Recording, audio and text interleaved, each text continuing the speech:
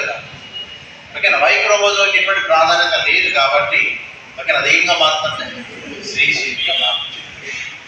So టోటల్గా ఇది ఏంటంటే డ్రోసోఫిలాలో లింగనిర్ధారణ.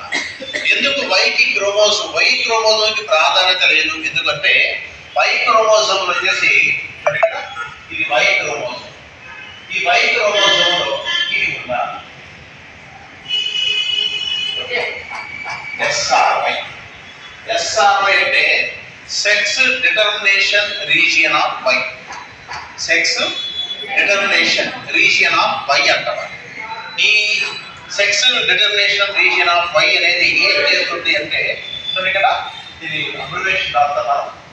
Sex determination, sex determination, sex determination region Y అన్నమాట. ఇది లోపించి ఉంటుంది. మామూలుగా ఈ sex determination region of Y అనుకోండి, ఇది ఏం చేస్తుంది అంటే ఇది వచ్చేసి ఈ రీజియన్ ఇది ఏం చేస్తుందంటే ఆ జన్యువు ఏం చేస్తుందంటే ఇది టీడీఎఫ్ని యాక్టివేట్ చేస్తుంది. టీడీఎఫ్ అంటే గుర్తుపెట్టుకోండి. టీడీఎఫ్ అంటే టెస్టిస్